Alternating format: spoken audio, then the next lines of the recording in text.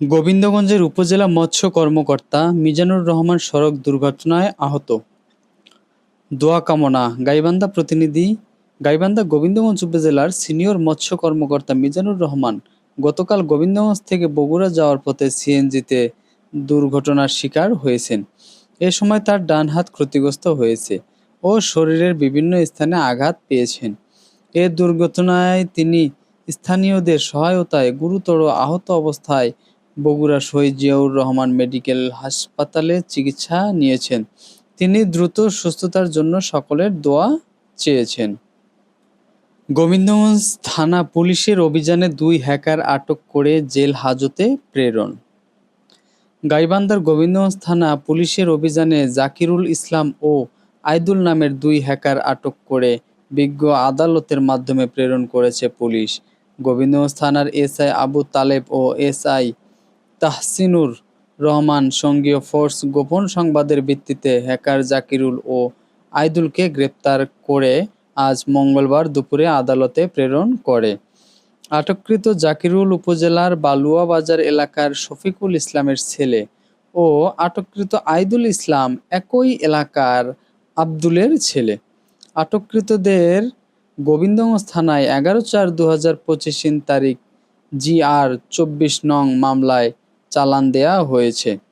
গোবিন্দগঞ্জ থানার officer in charge বুলবুল ইসলাম তাদেরকে আটক করে জেল হাজতে প্রেরণের বিষয়টি নিশ্চিত করেছেন।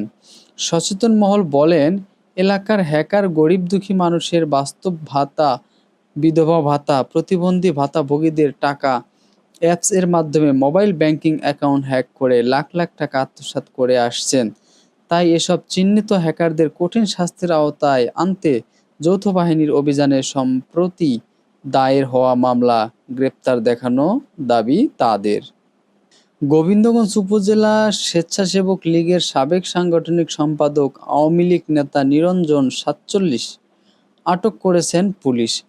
আজ মঙ্গলবার বিকালে গোবিন্দগঞ্জ থানা এসআই আফিল মাহমুদ আপেল সঙ্গীয় পুলিশ ফোর্স তাকে গ্রেপ্তার করে। সাঘাটায় কালোবাজারে বিক্রির সময় OMS এর 17 বস্তা চালসহ ডিলার আটক।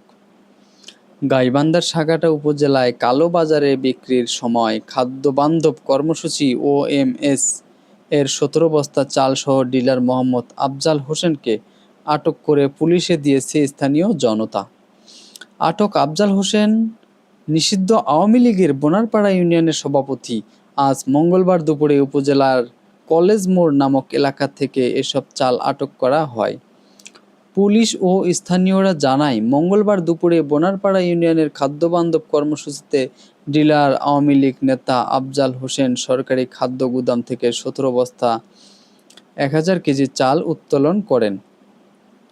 পরে এসব চাল কলেজ মোড় নামক এলাকায় নিয়ে এসে সরকারি বস্তা পরিবর্তন করে কালো বস্তা বাজারে বিক্রির চেষ্টা করেন তিনি।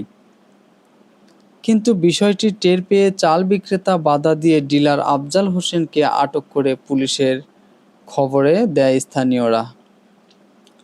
এ বিষয় নিশ্চিত করে বোনারপাড়া পুলিশ তদন্ত কেন্দ্রের ইনচার্জ আব্দুল কাইয়ুম বলেন, স্থানীয়দের কাছে খবর পেয়ে ঘটনাস্থলে পুলিশ পাঠিয়ে চালসহ অভিযুক্ত ডিলারকে আটক করে থানায় নিয়ে আসা হয়।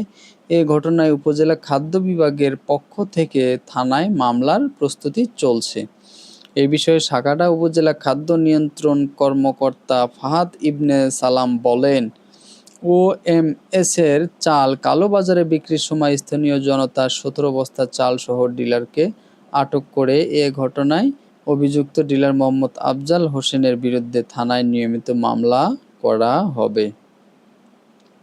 কেন্দ্রীয় যুবলীগ নেতা জামিল আহমেদ ও স্বেচ্ছাসেবক লীগ নেতা নজরুল ইসলামকে গ্রেপ্তার করে আদালতে প্রেরণ। বেনাপোল দিয়ে ভারতে যাওয়ার সময় ইমিগ্রেশন পুলিশের হাতে আটককৃত যুবলীগের কেন্দ্রীয় সহ সম্পাদক জামিল আহমেদকে গাইবান্ধার গোবিন্দগঞ্জ থানা পুলিশের কাছে হস্তান্তর করা হয়।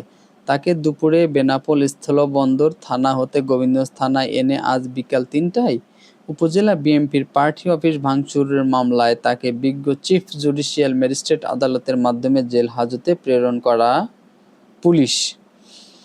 গ্রেপ্তারকৃত জামিল আহমেদ উপজেলার শ্রীপতিপুর গ্রামের জয়নাল আবেদিনের ছেলে। অপরদিকে গোবিন্দগঞ্জ উপজেলা স্বেচ্ছাসেবক লীগের যুগ্ম আহ্বায়ক নজরুল ইসলামকে গ্রেপ্তার, জেল হাজতে প্রেরণ করে গোবিন্দগঞ্জ থানা পুলিশ। গোবিন্দগঞ্জ থানার অফিসার ইনচার্জ বুলবুল ইসলাম তাদেরকে আদালতে প্রেরণের বিষয়টি নিশ্চিত করেছেন।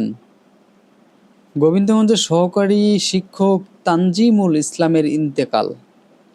গাইবান্ধা গোবিন্দগঞ্জ উপজেলায় কামদিয়া ইউনিয়নের তেরোইল সরকারি প্রাথমিক বিদ্যালয়ের সহকারী শিক্ষক তানজিমুল ইসলাম ক্যান্সার রোগে আক্রান্ত হওয়া চিকিৎসাধীন অবস্থায় গেল রাতে ইন্তেকাল করেছেন। ইন্না লিল্লাহি ওয়া ইন্না ইলাইহি রাজিউন। মহান আল্লাহ যেন তাহাকে জান্নাতুল ফেরদৌস দান করেন, এজন্য দোয়া কামনা করা হয়েছে। মরহুমের নামাজে জানাজা আজ মঙ্গলবার সকাল 10 ঘটিকায় অনুষ্ঠিত হয়েছে। নামাজে জানাজা শেষে পারিবারিক কবরস্থানে দাফন করা হয়েছে। বাংলাদেশ ও আন্তর্জাতিক বিষয়ের সংবাদ সবার আগে পেতে অবশ্যই আপনারা বিডি নিউজ 300 চ্যানেলটির সঙ্গেই থাকবেন। ধন্যবাদ।